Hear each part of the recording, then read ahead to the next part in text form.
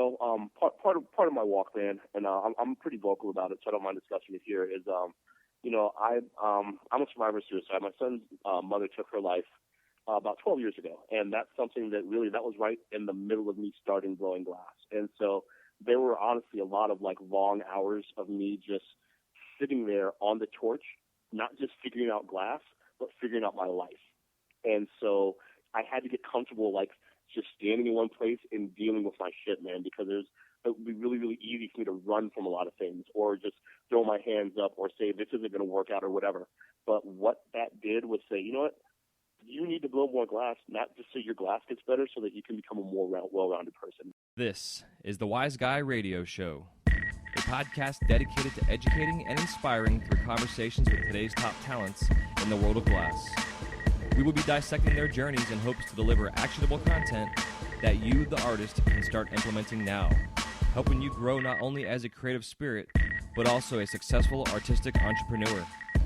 With a little organization, relationship building, and your artistic ability, you can obtain greatness. Climb aboard, whether an artist, retail owner, or enthusiast. We have a ton of fun in store for you. Welcome to the Wise Guy Radio Show.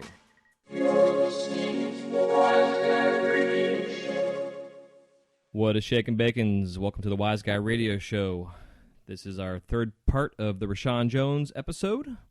Hope you guys have enjoyed what we've brought into so far to date. It's been a lot of fun, this process of putting out this podcast in the first week of the shows. I've been learning a lot in terms of timing and scheduling and, just overload and blah, blah, blah. It's been a interesting journey this past 2 weeks on doing the show, and I appreciate everybody's patience and tuning in and subscribing and leaving comments and the feedback I've been getting. It's been really, really awesome and humbling and inspiring to keep this going, and I'm really excited to keep this going. I've got a pretty good list of artists that I have lined up for interviews coming up, including this Monday's episode with Coil Condenser, which I'm pretty excited about because Coil has a completely different perspective on the industry as an artist, not necessarily in the terms of business, but as being an artist. And that's what I'm looking for as well. Besides talking about business, I want to talk about what it means to be an artist as a glass artist in the industry, not necessarily always focused on the numbers and the marketing and the book work and all that kind of stuff, but really going to your torch, turning it on, saying, what the hell am I going to make today? Drawing a couple pictures possibly, and then bringing it to life in glass. And then through the process of it breaking and having to start over or experimentation, all that fun stuff. So my conversation with Quill that I had, which will be airing on Monday, was definitely, honestly, was unexpected. And I'm glad because I don't want to come into this with a kind of, the only expectations that I have really with the show is to bring you guys quality content. Whether it's stuff you can use that's actionable content for business side of things or just inspiration as being an artist. And, that's what I think Quill really brings in, the whole perspective of being a true artist in the industry. And as you guys can all know, he has definitely proven himself that he's made a name for himself and that he is definitely an artist in terms of that term. So anyhow, thank you guys again. In this episode, we delve a little bit more into the business side of things, and then we open up, and I have, as a lot of shows have, they have their, what they call the lightning round, a couple quick questions, quick answers. So I do introduce that, and I'm still in the process of trying to find out and figure out a different name for the lightning round. So if anybody has any ideas of what we can use, because, again, the lightning round is just a series of quick questions with 30 to 60-second answers. And I thought it'd be kind of fun to come up with a term that has to do with our industry in the terms of the glass. The lightning round is fun, but I prefer to come up with something that's unique. So if anybody has any ideas, definitely leave comments either on the show notes page. You can leave them on my Instagram page. Send me to emails. There's all kind of ways of going about getting a hold of me to leave these comments. And then whoever does come up with the answer that I'm looking for, I will make it known and give you guys credit for it, and maybe a little prize for the winner, in a sense, for helping out with us coming up with a name. So I hope you guys enjoy this episode. And just so you guys know, too, at the end of the show, Rashan's interview, he does expose a little personal side to him that I got before I actually talked to him on the phone, but it also made me aware that not only as artists are we creating work, but we also deal with our own personal issues, and through our art, we're able to express our issues and also to really delve into them and deal with them. And being able to stand behind the torch in one space for hours at a time with just yourself and your flame and your glass and maybe your music if you have it on, or a TV show or whatever, but to really be able to get into your soul and deal with any issues you're dealing with. It's a kind of an interesting, unique opportunity that we have, and it's a blessing that I find, because I know myself personally, the stuff that I've gone through over the past 16 years of this experience of being a glass artist. I've been able to, work things out in my life and help me get to the point to where I'm at now. And I'm not perfect, and I'm still working out issues. But that being said, Rashan really opens up and talks about something that happened in his life. And then that also has then kind of snowballed into one of our episodes coming up. I want to do an entire week dedicated to mental health issues and topics, because artists, deal with mental health issues. Not everyone, but there's a lot of artists in the industry and just in the world in general that are artists because they have some sort of depression, bipolar, ADHD, some kind of something that they're dealing with, which propels them to be a better artist, but also in other areas of their life, I guess, can get in the way. So we're going to spend an entire week on mental health and see what, talk to people and see what we could do, just to bring more awareness to it, because it's definitely needs to be, the awareness needs to be brought. So anyways, once again, I'm rambling on. I hope you guys enjoyed the show. Again, please leave any comments that you might have on the show, things that I can do to make it better. Please go to iTunes and Stitcher, which is up now on Stitcher. If you have the Droid systems for podcasting, please leave me a 5-star review if you feel a 5-star review is necessary. You feel that the show deserves a 5-star review. By leaving your reviews, you will help the show get and gain exposure through the iTunes algorithm that they have. It will then put the show at the top, if not near the top, of the business and arts category. And then if the show becomes featured, it really gets exposure to other people out there, because my goal with this show is just really not only to expose this to the glass community, but also to the business and the arts community in general. And then anybody else that wants to hear, what we do, because I hope that by doing the show, it not only talks to the glass artist, but by someone else out there listening to the show that has no idea what the hell it is we do, they can listen to the show and grasp some sort of idea of what it is that we do in terms of, what we do. So there you go. All right, guys. Again, 6 minutes of rambling. Y'all have a beautiful day, and we will talk to you soon. Take care. Bye-bye.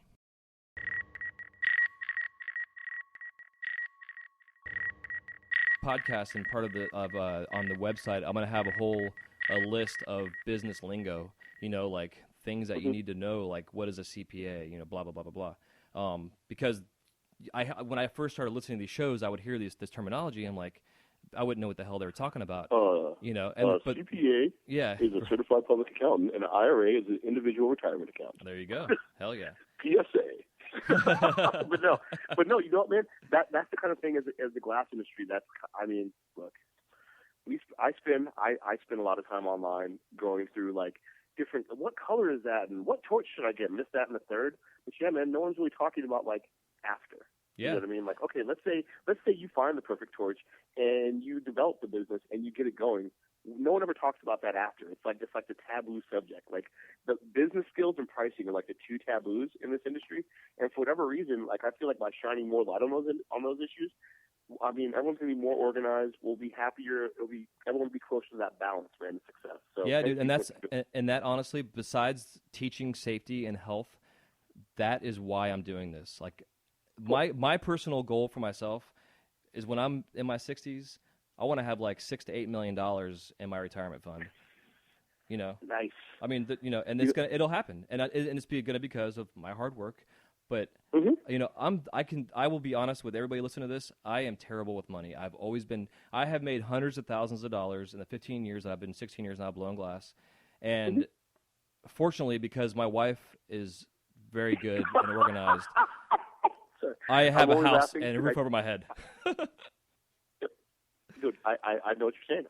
I only laughed because I felt like I knew what you were about to say, and like I'm not trying to make this the why you should be a flame worker with a wife podcast. I'm just saying, you know, we're both relative newlyweds, so you know it's gonna come out. Yep. Yeah, man.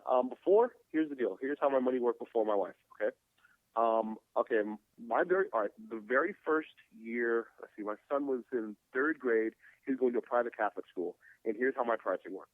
I took his tuition plus the rent on our apartment plus our approximate food bill, which goes up so fast, and divided that by the days of the month, and figured out, and then doubled it so that I could pay bills and then still have money on top of it. Mm-hmm. And that's really how I did that was the first semblance of like business pricing I had, was based on my son's tuition at the time. Interesting. And so like now, you know, it progressed over 10 years to where like, you know, okay, I'm doing okay. Like, you know, my work is well received, thankfully. I'm having to travel a lot, but you know, kind of the business is coming together.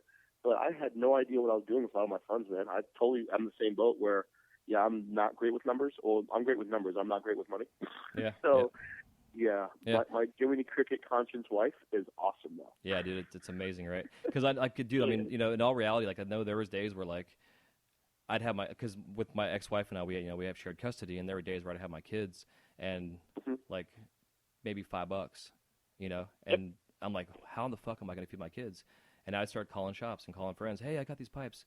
You know, I can sell these pipes. And, you know, but unfortunately, though, it was the attitude that I had was, oh, I can just go sell some pipes. Instead of, I have this coming up next month. I need to save right now, even if I'm putting $5 a day away for that. But next week this is happening. I got to start preparing for that. So, but it's also a maturity thing. 15 years to have this. I'm in that same realization, man, where, you know, it took me the same 15 years to kind of come to that. And, you know, I tell, like, Gil, who I referenced earlier, the young kid in my shop, I tell him straight up, don't be fooled because you met me at this stage in my business. Shit just got good like 3 years ago, bro. It was 12 years of, like, just figuring it out, and, like, things aren't even great yet, you know what I mean? Like I said, you know, I keep going back, so I'm finding more balance, but as far as, like, you know, if you've never filled up a gun case with pipes and had, like, a quarter tank of gas, and knew that you had to drive around to enough shops that if you didn't get enough sales, you might not make enough gas money to get back to your house. You know, see, that's the kind of thing I came through, man. Yeah, you might be a redneck, right? Exactly. Or you might be a pipe maker in the early 2000s. Yeah, exactly.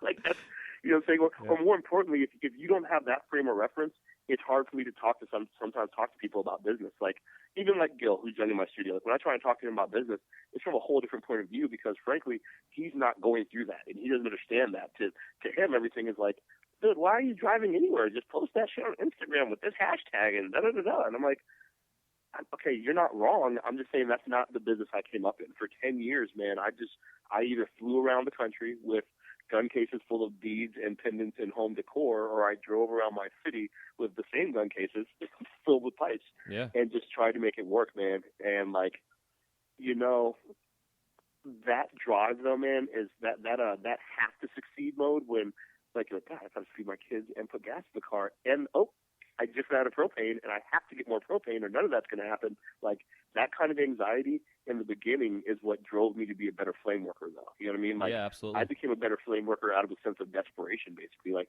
man, this has to work. Like, this is like, all my eggs were in this basket. I was a single dad. Like, it has to work. And thankfully, you know, it was able to work out. And a lot of it just came from that sense of anxiety, though, man. I'm like, how am I going to make this happen? So yeah, it's amazing. You know, and I'd recommend anybody right now that's like a year or two into being a glass artist, if you have a job, keep the job. Like, and they call it a runway, where once you get down your runway, you can eventually take off, and then you can fly away and be a solo glass artist on your own. But if you have a consistent income that's coming in as a job, even if you're flipping burgers at frickin' McDonald's, who gives a shit? And it's going to allow you to really focus your energy and not be stressed out about, am I going to be able to pay my bills this year, because you know you got that paycheck coming in. And then eventually, once you get some money in the bank and you get consistent orders coming in, you know, like I've always done the distributor thing, and it really made things consistent. But then it didn't at the same time, because seasons would come in and they wouldn't pick as much stuff up. And I would go get a job in the summertime, and as soon as I went and got a job in the summertime, I'd get an order for like $5,000, and I'm like, I got to quit this job because I got to make this fucking order. You know, it was like, it was stupid. But like myself personally, my background is in high school and in my first couple of years of college, I worked at Subway for 7 years, And it was a real simple job. I was a high school stoner working at Subway with long hair and, flirting with the girls that came in. Nice. But I took full advantage of the situation, and I learned how to do production. We'd prep up all of our, and I'm going to probably end up editing out that S name of the brand of the sandwich shop. But, we'd do our meats and cheeses in the morning, and then at noon, and bake all of our breads and stuff, and then at noon, from noon to 3 o'clock, we crank out 100 sandwiches an hour. I mean, literally. And I became the assistant manager because I proved myself, and then I eventually became a manager, and I had my own shop. And I had the same crew for 5 years, and it was really cool to be with the same group of employees, and we kicked ass, and we were like the number 2 store in the county, and we were one of the highest grossing stores in the nation based on our locality and, all the statistics that they use. But I learned a lot about business and that type of work through that job, and then took those skills and then went into my glass business. Man, and also about grinding. Like, it sounds like, I came up flipping burgers and stuff, man, and then waiting tables and things, and then got a travel agent gig. But, man, like, what that sounds like to me, though, is that, like, you were totally comfortable in Beard. Like, this is the work that needs to get done. This is the time we're going to do it, and we're going to bang this out. And, to a certain extent, to be able to take something as regimented as, like, Subway sandwiches and, like, having that schedule and learn that system, but then to be able to apply it to a glass studio, that goes back to those business skills again, man. You're totally right. Where it's just like you have the ability to do the prep and do the production and get it out because you can see the light at the end of the tunnel. Whereas a lot of times, if you haven't had that experience grinding and anything else, as you're blowing glass, man, you know how frustrating it is in the beginning. Yeah. It's hard to see that light at the end of the tunnel. It just feels like you're just wasting materials, wasting time. But if you're used to going through a process, then you can accept it as, all right, this is just part of the process. I need to get through it. So I get that. That makes sense to me. Yeah, I always laugh when I talk to some newer glass artists, and they're like, I never pulled a point before. I'm like, what the fuck do you mean you never pulled? I pulled like 1 million points in 16 years, and I got carpal tunnel because of it, because I pulled points, because you have to. It's like, dude, you got to learn how to pull some points. The guy I learned under, man, Brian is a real drill sergeant personality. God bless that man, because he is talented and gave me the fundamentals I needed to succeed. So God bless that man. But he was a real drill sergeant personality, man. And so, like, no point was ever straight enough. Like, it never even occurred to me to attach a piece of 9.5 to a piece of tubing until maybe a year after I worked with him, and, like, someone else mentioned doing it. I'm like, wait, why would you do that? Mm-hmm. Like, what? You're not pulling points? What's going on? Yep, exactly. I was the same way, dude. And I was like, what the hell is that? Oh, yeah, that makes total sense. Yeah, and, like, of course, I'm loyal to the process that I've been through. So, like, when I'm talking to Gil about things, I'm like, hey, man, yes, you can totally attach collars. I get it. Like, he's seen YouTube videos are everywhere.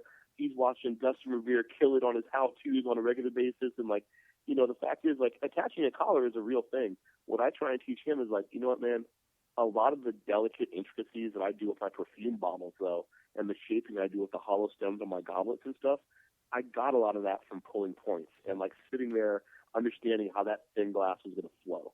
Yeah, man, that's exactly how I teach it. It's amazing how many little small techniques are involved in pulling a point. Yep. I had the opportunity to have Roger Paramore down here a couple months ago, and we learned in his style contemporary flame working. And he's not a point puller. And I'll tell you that that class changed my flame working habits more than anything else. But I totally still pull points. Like, I'm never just, and even if it's just me stubbornly as an artisan, like, oh, I spent a decade and a half pulling points, my man. I'm not giving up that time. No. Yep. just stubborn pride. Like, but it's just, the fact is now I have the ability to interchange. If I want to add a handle to something, I can. If I want to pull a point, I have that ability. But there's a lot of guys walking around that don't have that ability. And I think that it's not about just pulling the point and is that wasteful to the glass. It's just another step in understanding how the glass is going to move. And a ring seal or a Dewar seal to a tube is different than pulling a point and heating it all up evenly, waiting, hesitating, and learning that patience. Like, dude, if you've never pulled a point of 25-4 heavy wall on a Nortel minor, man, like, we just have different backgrounds. You know what I'm saying? I'm not saying that I'm not being holier than thou. I'm just saying, like, in terms of patience, that's where I learned it. Yeah. Yeah, and with the technology nowadays, it's awesome to see these younger kids getting on and they're getting a GTT or something set up for themselves and dealing with that type of heat base like right off the bat. It's like literally trial by fire in a sense with it. But I kind of I still think that, in terms of the basic foundations of being a glass artist, you've got to learn those foundations. You got to learn how to ball up an even piece. Like when I teach glass, it's like make a blob. That's the first thing you do is make a blob of glass. I don't care how big it is, how ugly it is, just ball it up. But if you can't gather it up, make it happen. Yeah, dude. But if you can't make a perfectly round ball of glass, then you shouldn't go any further than until you get that down. Yes, that's I learned from that too, man. And that's something that fascinates me. And I don't judge the quote unquote newer kids, man. There's a lot, particularly on social media, like Facebook in particular. There's a lot of acrimony, I feel like, between like quote unquote the new school and the old school workers. And I don't look down on anyone, man, at all. I'm always trying to help people up. I don't look down on anyone. And so I see these pieces and I look at a lot of the questions and like, man, it's like trying to 360 dunk up the middle when you can't like dribble through your legs. You know what I mean? Exactly. Like seriously, like literally though. It's like trying to like perfectly cook a filet mignon, but like you can't make a good bacon cheeseburger. You know what I mean? Like, exactly. It's just there's certain skill building that has to come in, and it's not me being like shady as a 15-year-old glass blower. Like you must pull points and toil in the hot salt mines. No, that's not what I'm saying. I'm just saying that by me doing that, I learned the fundamentals so that I can look at something and say, okay, I understand the concepts behind that, so that I'm not. It's like there's a lot of glass blowing to recipe right now. Like not how do I understand blowing out a form, but okay, how do I make this form in particular?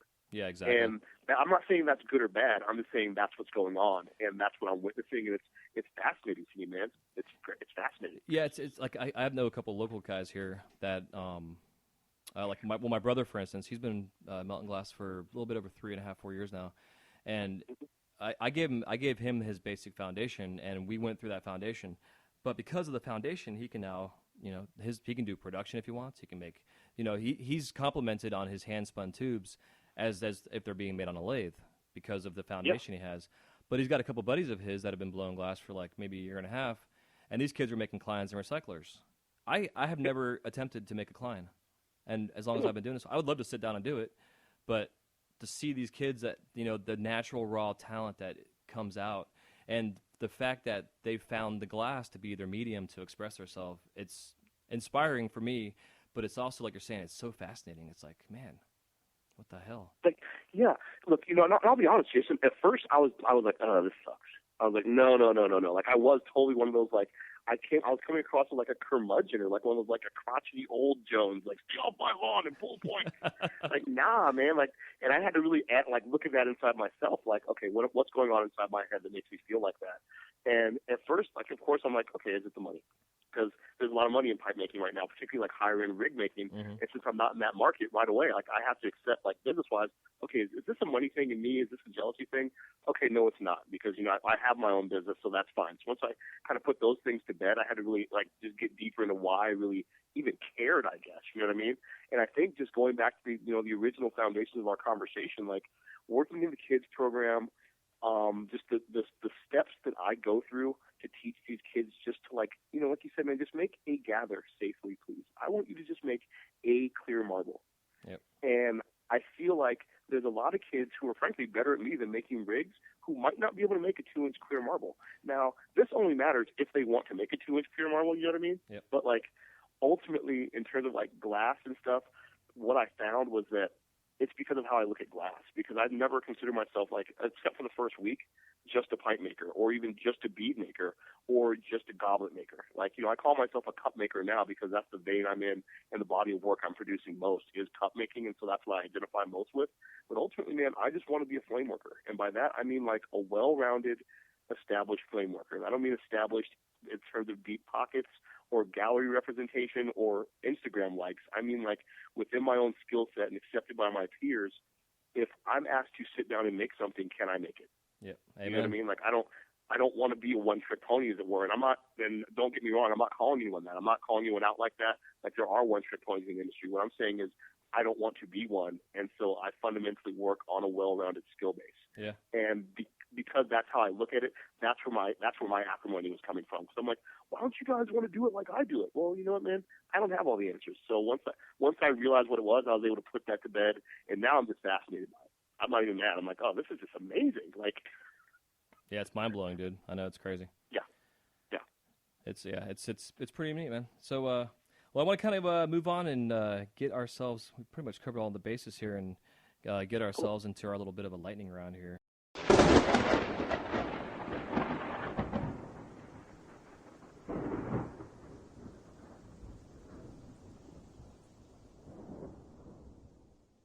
Wasn't sure what to call it because the lightning round is being used a lot out there in the podcast world. So I will come up with a better name for it here eventually. But for now, we're going to call it the lightning round, and I might even throw a little lightning and thunder sound effect in there just for shits and giggles. Dude, you gotta be like, now we're gonna strike the kiln. Yeah. I don't know. We'll figure something out. Yeah, Anyway. exactly. Yeah, something. Yeah, exactly. So yeah, dude. So if the question is basically if you can give me like a quick 30 to 60-second answer, and here we go, dude. So all right, man. So if you could work with any living glass artist that you haven't worked with before, who is it and why? Oh, man, right now, Bo Barrett. And here's why. Because I know Bo Barrett. We hang out. We drink beers. I know he's a family man. I know that on a certain level, man, we like the same music, same values, everything. We've sold together. We've hung out together at shows. But, I've never really got to do any work with him. And so for someone I haven't worked with, I'd probably say Bo. Cool. Heck yeah. Yeah. If you could describe the sound of glass cracking in one word, what is it? Numbing. I'll say numbing. Cool. Good answer. Yeah. Your top 5 favorite colors? Oh, let's see. Amber Purple. Andromeda. Mystery Adventurine. North Star Light Yellow. And Indigo Luster, which technically doesn't exist anymore, so we'll go with Blue Moon. Cool. So yeah, man. I like real silvery colors. I really lean towards a lot of that, and a lot of my color palette is based on where I live. I'm most comfortable working in the colors that I see every day here in Albuquerque, and we have an amazing spectrum. But that's why if you go through my body of work, you don't really see a lot of really, really bright cadmiums. I don't do a lot of bright cherry reds and true acid yellows, things like that, because it's not the colors I see or what I'm familiar with seeing how they go together. I'm a bit more muted and that like a amber purple with some gold fume or something like that is more my style. Yeah, cool. Real, very earthy. Mm-hmm. I dig it. If you could give your beginning glass-blowing self any advice, what would it be? A little more glass. That's it.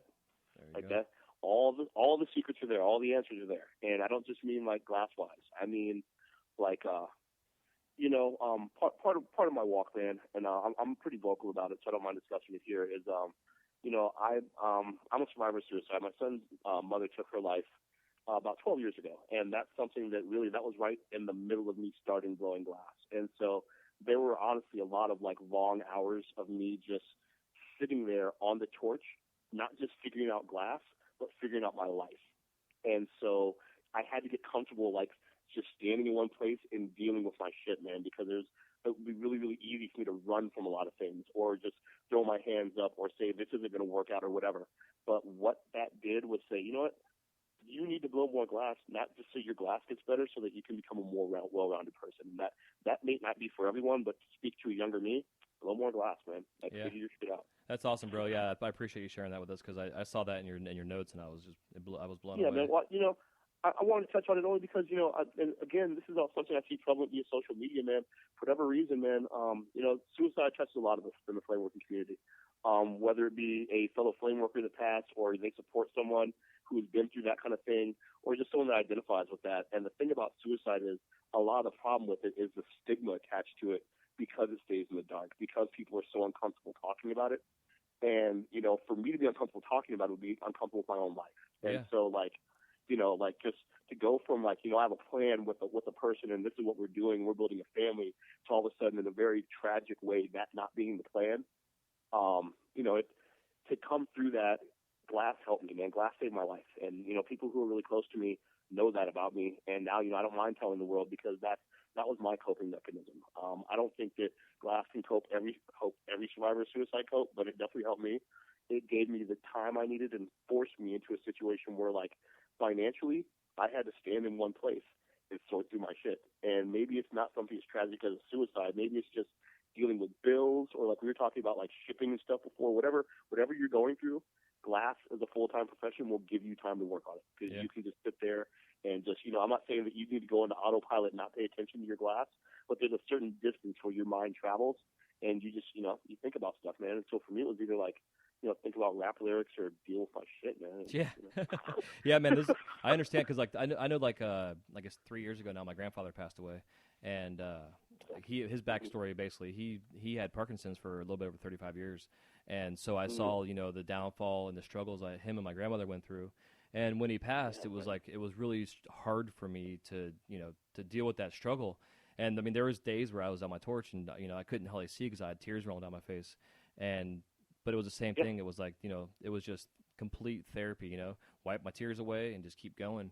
And at those times, I wouldn't have any music on. I wouldn't have my TV on and nothing. It was just the sound of my glass, the sound of my noise I was making, the birds out in the backyard, whatever, and just me and my soul and healing and dealing with whatever it was I was dealing with. So it's definitely, it's an amazing thing. And as much of a deterrent as glass can be when things go wrong, when you mix personal issues like that in there, it could exasperate what you're dealing with in your glass. But if you can get a bit of control of it and focus, it's amazing what you can do for yourself and how you can grow and mature as a person and as a glass artist also.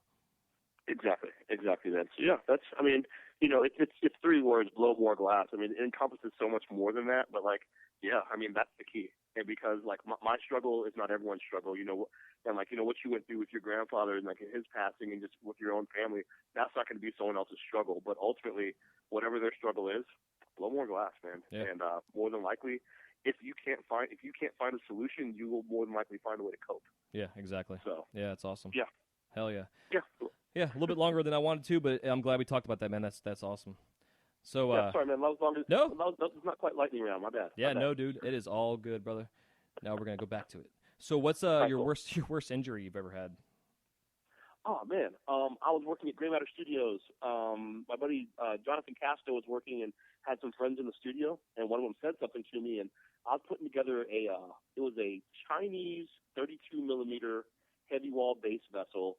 It was about 9 inches tall, and the foot for it was about 5 inches. And I was doing a cold assembly, so I had it together. I was putting it together by hand, so I'm rocking it back and forth in my Lynx flame. And someone said something to me. I looked over as I was rolling my hand, and I dropped my entire left hand directly full bore into the hottest part of my Lynx flame. Now, the important things. I finished the piece only because my nerve endings were dead. Like, I did not freak out or anything. Like, it was one of those things, though, that, like, I saw my hand in the flame, and I had to grab my hand and pull it out. Like, I was in so much shock that I could not move my left hand out. Holy my shit. right hand pulled my left hand out. And, I finished the piece, went to the restroom, talked to the guys real quick, and immediately left. And that was the worst injuries I've had. I was off for, I think I took 4.5 weeks off, like off, and then like another 4 weeks of just like light work, doing beads and pendants, like doing light dots, and like, I'm pulling like, 2 feet of 4 mil so I can do a dot with my left hand, so I don't have to have it anywhere near the torch. You know what I mean? Yeah. But that was it. It took me a while to recover. I will tell you just funny flame working things real quick. I'm black. Well, I'm brown. And so if you burn your hand that bad, the melanin doesn't come back right away. Mm-hmm. So like the entire back of my hand was a completely different color for like 2 months. It was crazy. Interesting. Yeah, and I'm a white guy, but I'm pretty tan being in Florida, and my major burns are all pretty dark. Yeah. It's pretty crazy. Yeah, I've hit my hand on my flame twice in 16 years. Yeah, and both times it was the 2 a.m. I should be in bed instead of in the studio. So when I'm tired, I don't work anymore because the first time literally burnt a hole into my knuckle on my left pointer finger. And yeah, dude. And this is, back when I did this was like, I don't know, 3 or 4 months into blown glass. So I had never experienced a burn like that before. And I went to Walgreens pharmacy and like, hey, what should I do for this? And she's like, go to the ER. What are you doing? What are you doing here? You need to go to the ER immediately. Yeah, exactly. I'm like, I'm not going to the ER. I'm going to take care of this myself. So, I'm glad we're talking about this because part of this podcast is I'm going to bring with a dermatologist to talk about issues with skin and really find the best way to deal with burns because like glass terminology, there's 45,000 different ways to deal with a burn. Yep. I've found personally myself that once the wound is cold, because when you do burn yourself, the core of your burn is still hot, and once that cools off, lavender I've found is the best thing to use, but it has to be cool because I put lavender on my hand after burning it immediately, and because it was still hot, the lavender actually made like a grease burn on my hand because of the internal heat still. So I found I actually use lavender if it hasn't broken skin. I'll use lavender. Yeah. Even if it's a bad burn, as long as the blister hasn't popped, if it hasn't broken skin, I'll use lavender. And I'll email you a source, man. You might want to look into it too. I was reading something that lavender into an open wound can cause it not to heal as fast. I'm not going to drop speculation on your podcast. No, I agree, dude. I also agree with that. No, I agree because I had a ex-girlfriend of mine who made a burn salve, and it was awesome stuff. But I burnt my forearm really bad at Disney working on stage one day, and I used her stuff, and it was an open wound, and it took forever for it to heal. And it's actually scarred worse than I would have ever had a burn scar. And I think it was because, like you're saying, maybe because of the lavender that was in there. Because normally the stuff that when she made it, I would use it on like basic little small things, and the pain would go away right away. And in like 3 days, it was like you wouldn't even know I burnt myself. But the open wound one, it's interesting. What I do find though is I think it's Johnson & Johnson has a bandage that they've created that's skin thin, and it's got a pad in the center that actually absorbs fluids that you release in terms of creating a blister. That'd be great. And you can actually leave them on, and they're waterproof. So, you can leave it on for 2 weeks, and like the edges will peel up a little bit, but you can just trim the edges or just take it off. And it's kind of gross, but when I burnt my knuckle, and I took full advantage of this, and I experimented with different things, and kept a little journal trying to figure things out. But when I removed that bandage, it literally created a bubble that filled the hole in my hand. And when I removed the bandage, that's when I realized I had this hole into my tendons of my hand, kind of thing. So I immediately put a new bandage on, and it's amazing, dude, how fast the body heals. Even though I was, it took about 3 months till it didn't hurt, So it's pretty crazy. We are amazing creatures, dude. Yeah, we are amazing creatures. Yeah, it's amazing. So the last question of our lightning round, dude, and this is a fun one for you. See what you got here. If you were on an island stranded that had a glass studio and only supplied your gases and kiln, what 5 items would you bring? All right, I got you. I'm already ready. You ready? Yep. Here we go. I'm going to need a pallet of 19 mil by 4 mil tubing. Heavy wall 19 mil. Okay. Can I do that? Can I do that? Yep, absolutely. All right, cool. I need my Herbert Arnold goblet claws, but I bought them as a set, man, so I think that's only one item. I think there's 2 of them, but it's a set, so that's only one item. Hey, that counts as one, yeah. So that's 2. Okay, cool. Sweet. I'm going to bring, let's bring another pallet of 12 mil. And we need about 100 pounds of amber purple. And, man. I'm on a deserted island? Yep. Yeah, I'm bringing a bowl push, man. Let's do it. I'm bringing a bowl push. Hell yeah. Go on. It's like this. I figure if there's an island, I won't need reamers because I can make them out of wood, even if I make a new